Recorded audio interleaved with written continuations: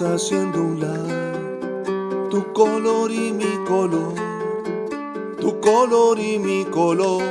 Vayamos haciendo un lado.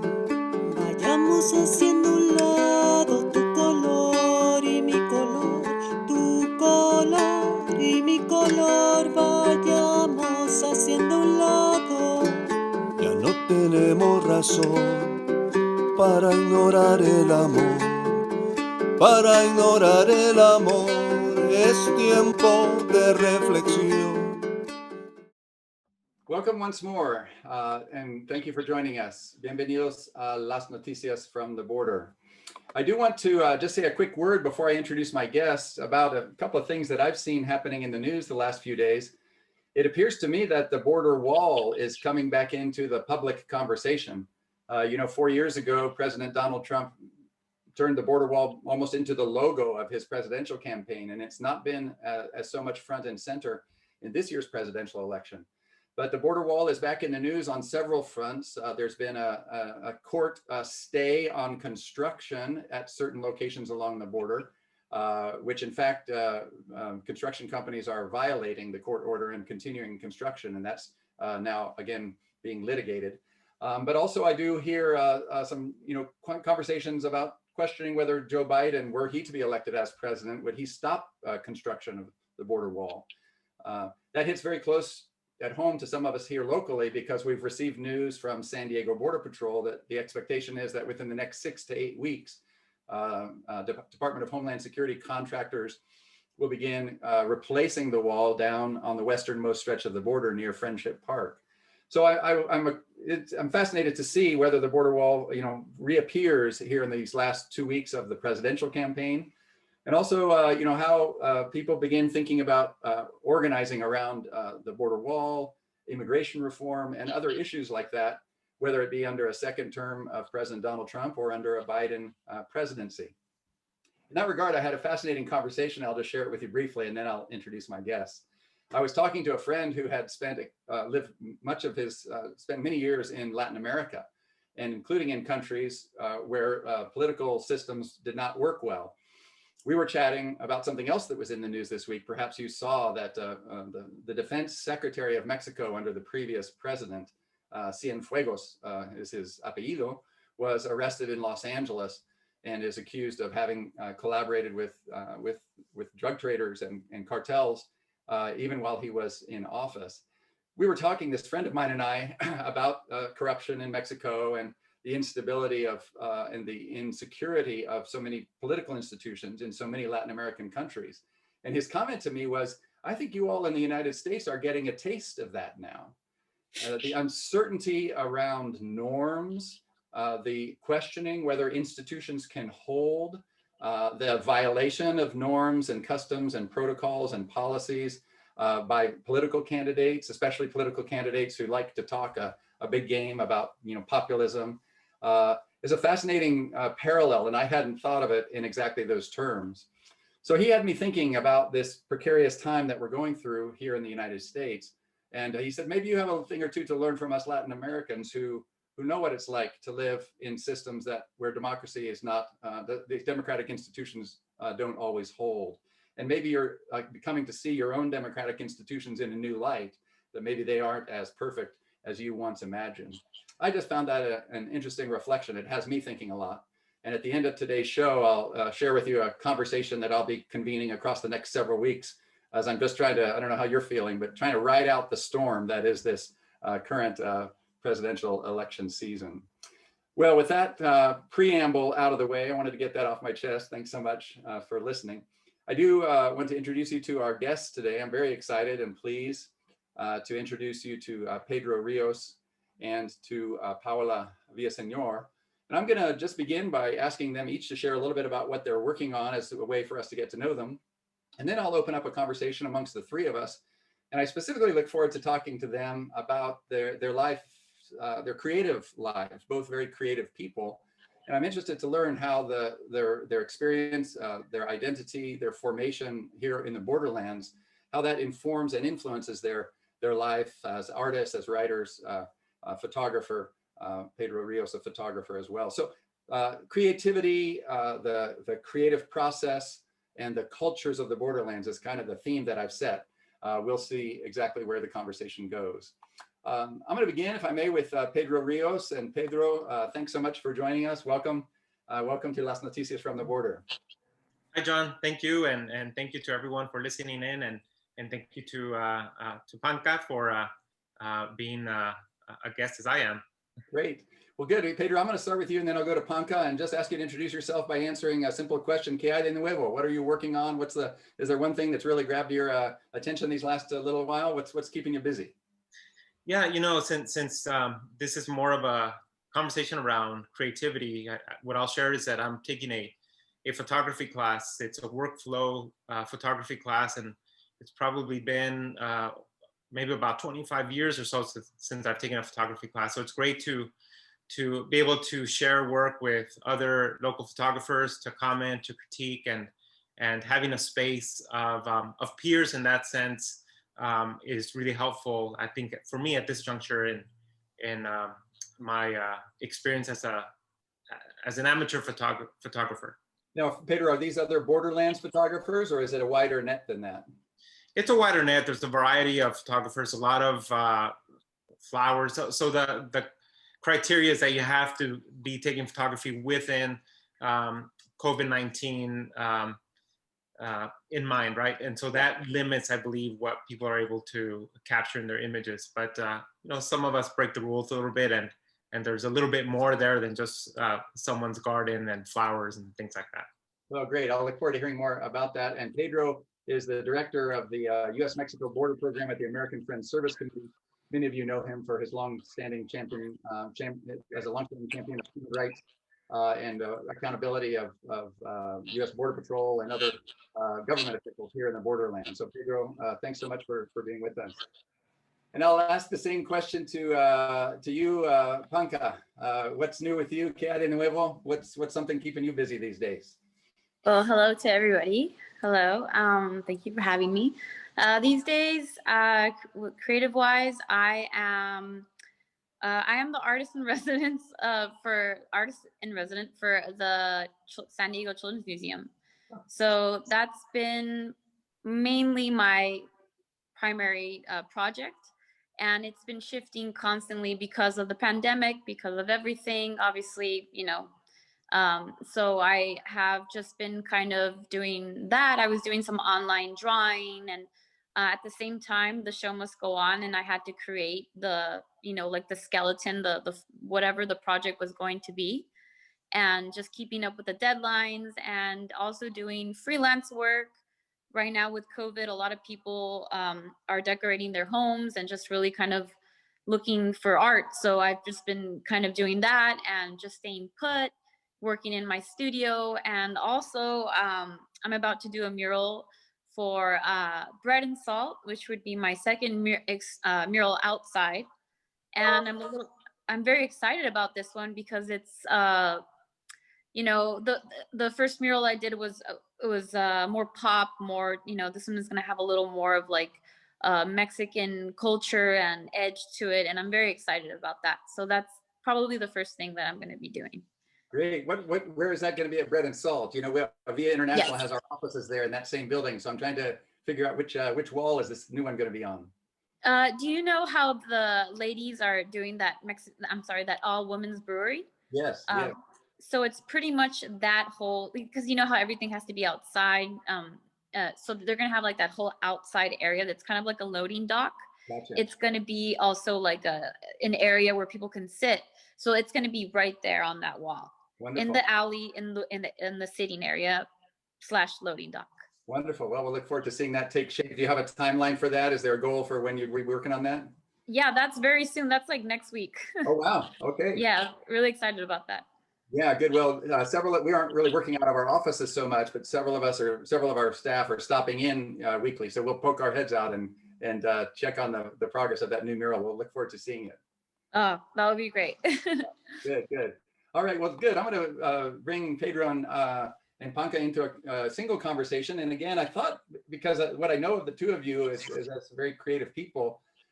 Pedro, you've been doing a lot of writing. I've seen your writing in Union Tribune and other places.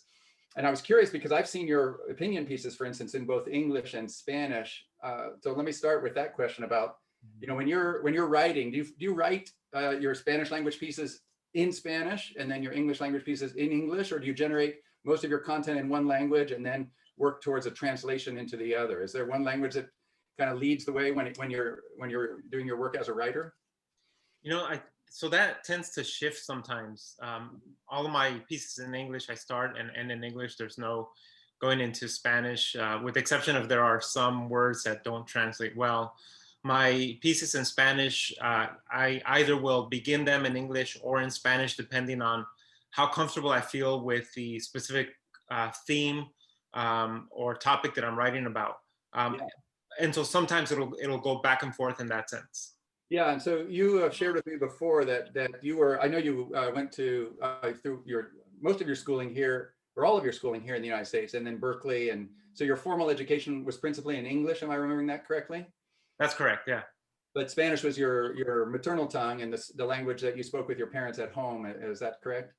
Yeah, Spanish was the language of the home. In fact, if I ever spoke English, my mom would charge me a penny.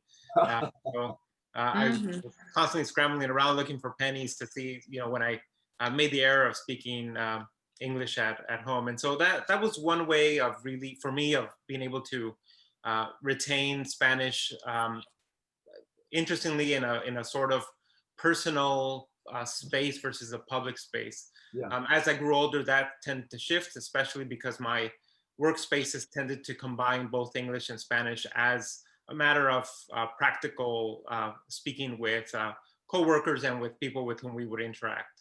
Yeah.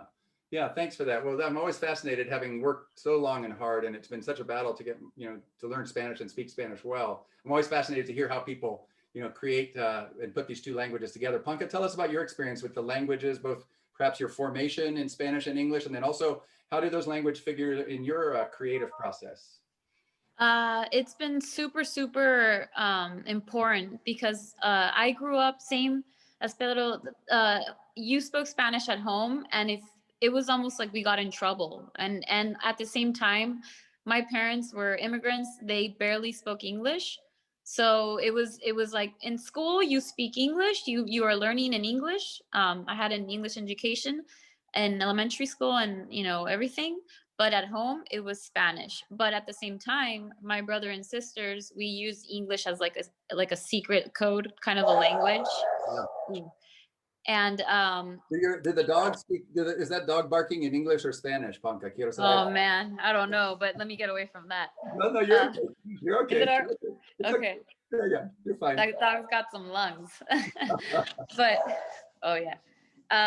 But also it was also very tricky because in San Diego, everybody had, if they had an accent, it was like a Tijuana norteño accent. Yeah. And I had a Chilango funny sounding accent. So combine that with being naturally a pocha, because, I am technically Chicana. I am born here. So yeah. I always get people telling me like, oh, you sound Colombian or you sound this. And it's like, no, it's just that it's all these weird little, because now I live in Tijuana, so I have a kind of a norteña accent. Yeah. But there are still little things that come out in me that have like the Chilango. So it's very confusing. But in terms of my creative process, I think that I have become like almost ambidextrous when it comes to switching back and forth. Yeah. I do definitely, I'm the queen of Spanglish. Yeah. I have a funny saying that we say, entré por la door y salí por la window. I don't say that usually, but it's just like the perfect example. Of course.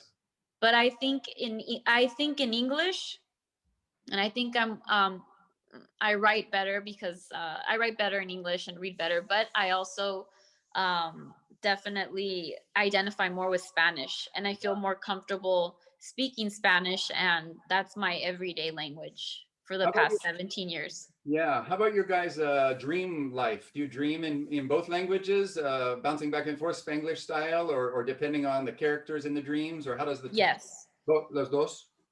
Como para mí es depending, like right now, depending the person who pops up in my dream, if it's like, a dream about some family member that spoke Spanish to me, yeah. It's going to be in Spanish. And if it's somebody that I speak English with, it'll be English. Yeah, Pedro, how dream about wise. for you? Pedro, how does that work for you in your dream life? If I remember my dreams, I think Yeah. most is in English. Yeah. Occasionally in Spanish, but most is in English. Yeah. Yeah. I was interested when I was living for the first time in a really truly Spanish language context. I started to dream a little bit in Spanish, mostly from the people who were in my day-to-day life.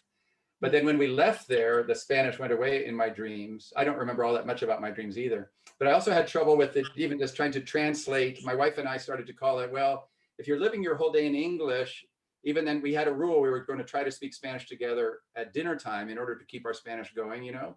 But then it was like, well, the whole day's in English. How, you know, you're going to translate the day, you translate all these conversations. It's very artificial. So the kind of the you're saying Paula, you're now rooted in Tijuana. I would think that Spanish is really, you know, more and more dominant in your experience in life. Is that your experience living in Tijuana? It's Spanish. Yes, it's also I've lost I worked at a call center when I was like 16, and there was a moment where I stopped going to Mexico City so much, and I started kind of developing more of like an accent. Like I didn't have my Spanish, so you know it wasn't that good. Yeah. So when I worked at this call center, there was people that barely spoke English who are now like my closest friends, and we kind of like I learned how to. Everybody was like, "You're saying that wrong."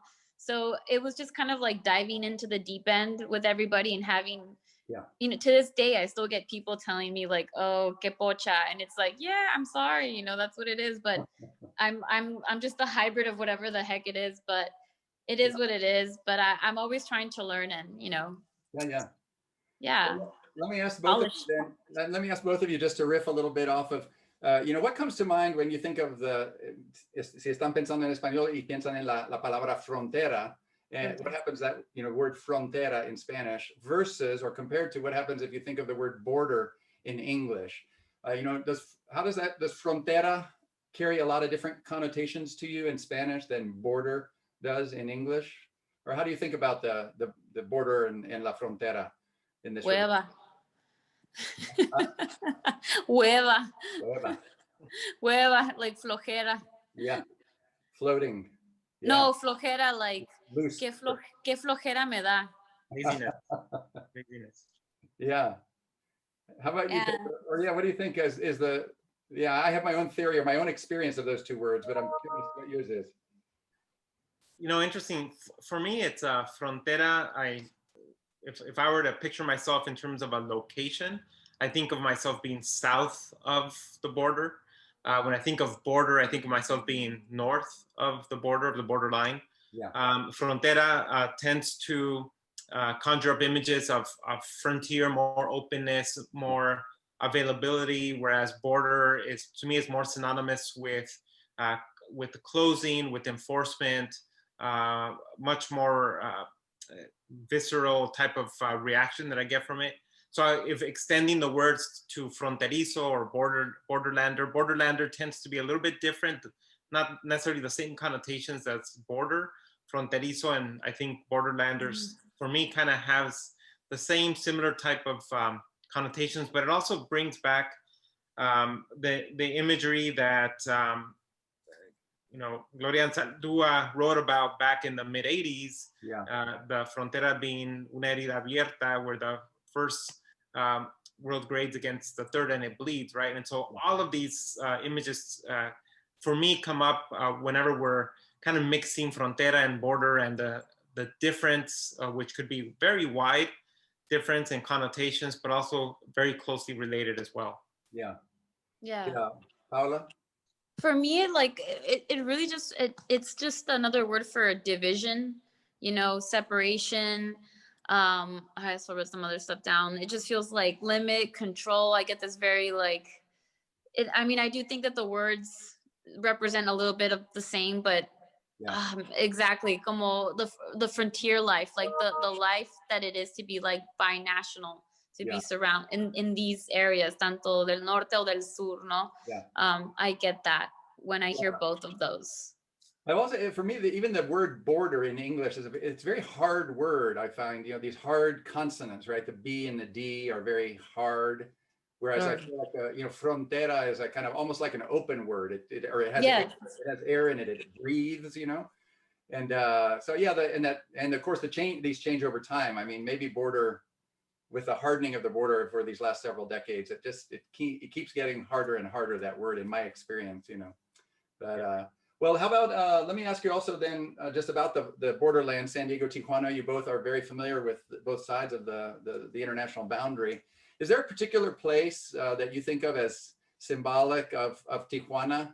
Or if you could take a visitor only to one place in Tijuana, where would you take them? And then let me ask the same about San Diego. Is there a particular venue or space or visual? I'm thinking of the visual field, maybe Pedro as a photographer. Is there a kind of a icon or place or venue that you think of as Tijuana, sumamente tijuanense, or very much like San Diego? Maybe something very personal. I don't know. What comes to mind?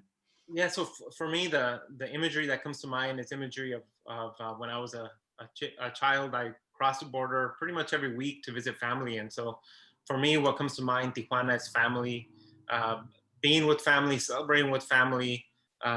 Those are the feelings that I get of when I think of being in Tijuana. It doesn't happen as often anymore because of different circumstances, but it's still ever present and who I am and how I identify Tijuana as being part of my life. Yeah. And how about San Diego? Do you have a venue in San Diego that kind of speaks to you, or that is representative of the San Diego part of your life, or the San Diego, Pedro in San Diego? Oddly enough, it's the border wall. I'm not sure why.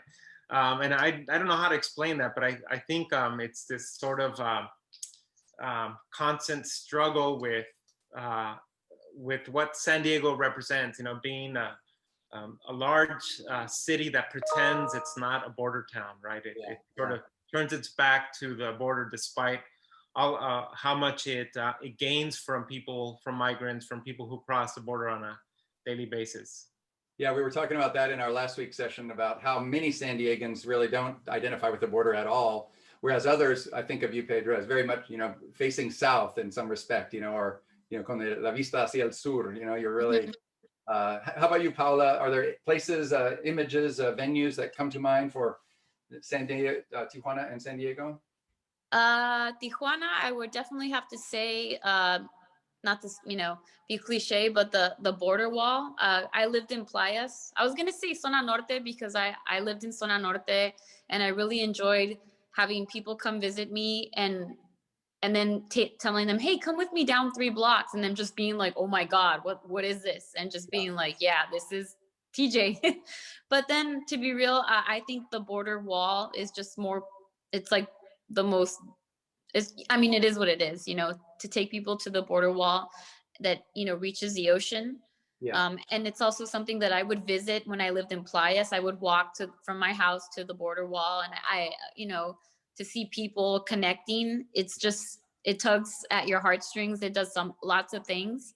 And then, as we've discussed many times, of course, on the south side, the border wall is a canvas for artists and very filled with color and life and energy. So on that side, of course, the wall speaks of division, but it also speaks a different story because it's so, It's so different. Yeah. You have people living like under the wall. It's crazy. Yeah.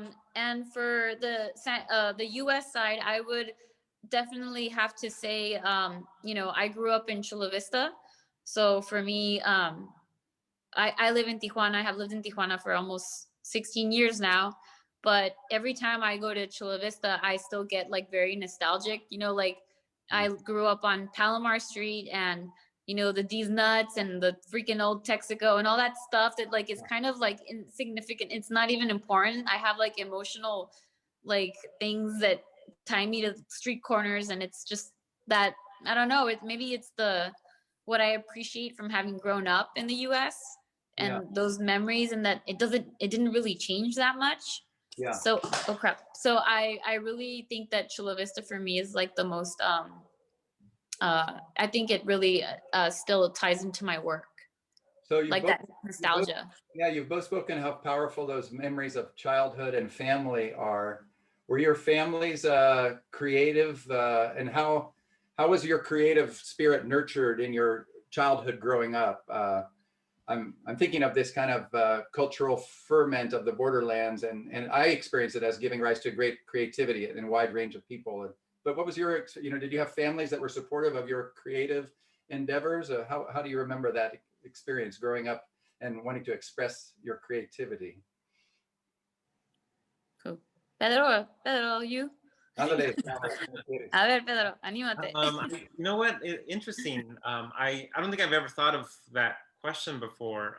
So my family was working class family, very traditional in the sense of my dad who worked at NASCO, and he would go work very early and then come home in the afternoon. My mom stayed home and also worked caring for us and for other people's children. But creativity, I think, was just part of the imagination that maybe was part of my lived experience. It didn't necessarily have that push from someone to be creative. However, I can point to people that were creative. My paternal grandfather was very artistic, but didn't necessarily showcase it much. We would find pieces of art that he would paint and draw in the garage, his garage, but there wasn't any sort of exposure more than that. So I'll have to reflect on that a little bit more. Yeah, well, then I want to come back to how you got into photography, Pedro. But Paula, Panka, what about your upbringing? Was there a creative, nurturing environment of your creativity, or how did that come to express itself? I mean, I think from like a super young age, I was just obviously into drawing, and I was very, very obvious about it. Like my family remembers me like drawing. I was always around adults, and so my way of kind of getting attention was slipping them napkins with drawings, and while everybody played dominoes and had coffee, and it was kind of like, hey. And I think that was I've analyzed myself, and I realized that was always kind of my way to like belong, and it was my talent, so I really like went on that, and I also enjoyed doing it. I love doing it, but again, just like Pedro, my family was working class, so when you start telling them and they start seeing that you're into art, they do the typical thing that's like, that's a morir de hambre. My dad worked at the Hotel Del Coronado for like 20 something years, and then he worked at the Sheraton, and he's like, hell no, like you're gonna go to college and you're gonna, so I'm not gonna say they weren't supportive, but I just think that they had the fears that any person, any parent would have. Sure. But I do have a couple of like, my great grandfather on my father's side, Pascual Villaseñor, he was like a photographer during the revolution. And he even photographed Zapata, and very cool. I mean, very, very interesting person. Yeah. And I'd never met him. And then on my mother's side, my grandfather, who I also never met, was a painter, and he has another very interesting story. But the fact that I know that he was a painter is those are the only people in my family that I know that are artists. Yeah. Yeah, I'm interested in the, I was talking to somebody, again, we were talking at the time about learning languages, and somebody who spoke many languages. Actually, you may know, I think you know him, Pedro, David Schmidt, who's one of these, there's a word for these people who David speaks like 7 or 8 languages, crazy. Oh. And yeah, he's really quite remarkable. And there are these people who have, and he was drawing the analogy to, I think it was David, I'll have to check with him or have him as a guest sometime. I think he was drawing the analogy of learning an instrument, and of course, if you learn to play the flute, you've got the fingering down, and then you can pick up the clarinet or these other. So he's drawing the analogy of picking up musical instruments. And once you get a couple going, it's not that hard. He said it was easier to add his 6th language than his 5th, etc. Right? They got easier to learn more languages as he kept adding. But I'm interested in that kind of you again, who are raised with 2 languages, and the creative interplay of these 2 languages, and the expression of that in your lives. And here's my question. It may be the photography question. Do you feel like is it a different lens? Are you looking at the world in English and English, Spanish, kind of like flipping lenses? How much does it feel, these 2 things, Spanish, English, the cultures, how much do they feel like abrupt departures, like a flip of a lens? or do you find them flowing together and is it a single expression? Maybe that's too simplistic a dichotomy, but that's my question. Yeah, no. I think what you're pointing to is a complex experience of how one who navigates, what seemingly could be two separate countries, two separate cultures, or multiple cultures, expresses that through a creative way, right? And so, Yeah. it's taking me back to various other parts of this conversation. Going back to language, for instance, when I went to USD for college, and many of the people that were attending USD at the time were not from San Diego, but most would remark on how I spoke English as though I was speaking English as a foreigner, which kind of raised a lot of questions for me. It's like, I sound like everyone else I know sounds like. Yeah. So that was very interesting. So I think, to go back to your question, I think how I do photography is based on just my own lived experience and how I ground myself in my identity as being Chicano. Yeah. So having been born of this community and experience the sort of dual countries and the cultures that they have in each of the country, that oftentimes the border itself does not stop the flow of that culture moving back and forth. And precisely because I would visit family in Tijuana and then come back to the US, and I have a lot of experiences as a child as to what that meant. So I remember the first time asking my father about the Border Patrol. I think I must have been like 5 or 6. And I told him not to speed because the Border Patrol would stop and give him a ticket. And then he said, no, that's not their job. This is what they do. And he explained to me what they do. And so all of that, I think, melds into how I express myself through photography. Yeah. How about you, Paula? Lenses? Do you think of yourself as looking at the world through multiple lenses? I think that like the whole growing up, my parents being like Mexican from like immigrants, and we grew up at first in like a Section 8 complex area, and it was kind of rough. So my parents were very, very careful about, like, the word Chicana had like a bad like impact at the time, and so I think that now it's different, and I feel I've embraced that in me, but I consider myself more like binational. Yeah. Just but I like that word more, but I don't Chicana whatever.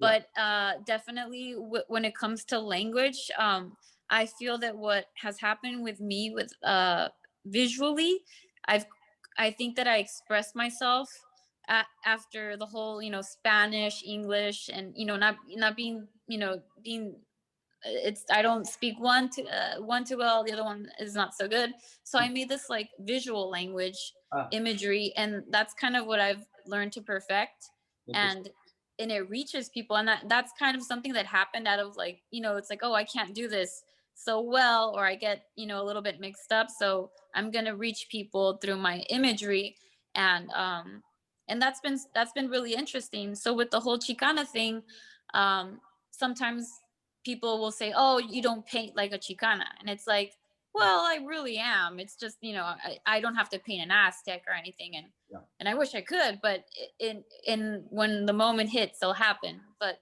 definitely the visual language that came out of having those two, somewhat of a barrier, kind of there. So that I find that fascinating. Thank you for sharing that. This idea that your visual language almost is like another language, or another. I know there's the vernacular of an idiom, a visual idiom or something, but you feel this is an expression that was born out of the two. Yes. Fascinating. Yeah. It's like the Spanglish. Yeah, it's like what I ended up doing to be able to express myself better. Nice. Yeah. Very. Thank you for that. Yeah. Pedro, does that ring true with you at all for photography? I know, there's a time when words don't quite capture it, right? Yeah, I mean, photography to me is like an extension of who I am, what I see, and it's sort of an offering of what that is to other people. Yeah, thank you. Yeah, for sure. While we're talking about blurring boundaries, before we go, I've been in this season of High Politics. I've been sure to ask every guest a question about politics. But in thinking of this blurring boundaries, or the bi-national, how do you all think of, because I think of you both as very political people as well, from what I know of your work, Panka, as well as, having worked with you, Pedro, for many years, but do you find art and politics, or let me ask it this way. Have you ever had anybody say to you, as an artist, why do you get involved in politics? Or, if you're work in politics, why do you bother with art? Do you find other people trying to impose, do you feel it as a dichotomy, or how do art and politics mix in your life and in your work? Do they mix easily, or do they get, is it kind of hard to mix them together sometimes? Oh no. Well, for me, I have since I'm working with the Children's Museum, and I'm doing things that are sometimes kid related, or just, I have to learn to separate. Yeah. But I can tell you that most of my art stems from politics, Yeah. and from things that are going on, cotidiano hasta mundial, no, both Yeah. of them. And yeah, definitely. I've had people I've had so many fights with certain boards that just want me to just draw Disney Poppy, everything's fine, happy pappy, it's all pooper pants, it's okay. And it's no, it's not okay. I'm an artist, and I'm a pillar of information visually for people.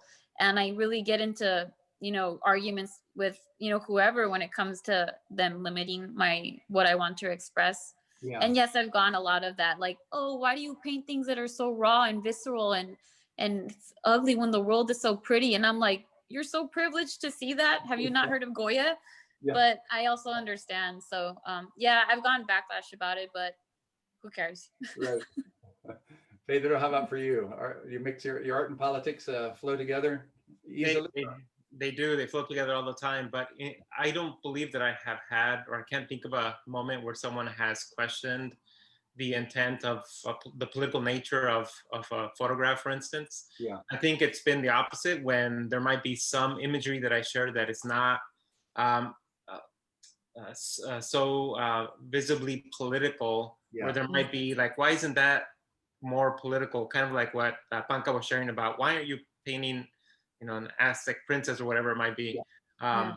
Yeah. So in that sense, that's where I've had a little bit of questioning. So it's sort of the inverse of what you might expect to that answer to be. Yeah, I'm fascinated by that. Thank you for both sharing about that, because I'm not a particularly artistic person, but as a person of faith, I often get that about, your faith and your politics, and can't you just stick to the religion, and shouldn't that be good enough, or vice versa? The politics are like, what are you doing talking about religion? Right? I thought we were talking about politics. So these things that blend together, right? And that, and then, as you said, Panka, sometimes, the context of this, the work before you, the charge, dictates a certain posture in that regard. But yeah, definitely. Yeah. Well, thank you so much, both of you. I'm going to invite our guests on Zoom just to give you a big round of applause. Hey, thank you for joining. If you're able to stick around for just a few minutes, I'm going to open it up. We have some good questions in the chat room. We'll lift those up afterwards. If anybody who's watching this on Facebook or YouTube would like to join our Zoom conversations, just send us an email or check in at the viacafe.org, and we'll put you on the distribution list for the Zoom conversation. And then also, before we leave, let me just share with, as an invitation for everybody, just a glimpse of the conversations coming up in the next few weeks. I have, because I've been so hungry for community in this season of election, I've created a series that will include Tuesdays and Thursday as going forward. So this Thursday, I'm going to be chatting with Elisa. We'll be diving in deep on all things Via International. And then next Tuesday, 1 week from today, D.W. Gibson, who's the author of the new book, 14 Miles, Building the Border Wall, will be joining us. And D.W. actually, as his next project, is involved in a project that's attempting to map the prospects of immigration reform in Congress. I'm interested to chat with him about that. Next Thursday, Herbert Siguenza, who is in residency with the San Diego Repertory Theater and is doing a project with Chicano Park, we'll be visiting with Herbert and Rigoberto Reyes and Josie Talamantes about the past, present, and future of Chicano Park. And then on election day, I've invited my college roommate, the guy who is my college roommate, who's a politics guy. He's a presidential scholar, written many books on the presidency and especially on the mass media. We won't know the outcome of the election there, but join me on election day at 12 noon if you want to just get a last minute peek under the hood of the campaigns and what they've been pushing out. And then on election eve, I'll be opening up the Zoom room at the Via Cafe as if it were a party. I mean, we can't have a live party, but we'll just join on Zoom. If anybody wants to stop in and chat, see what the returns are showing. We may not know anything about the outcome of the presidential election, but there will certainly be a lot to talk about.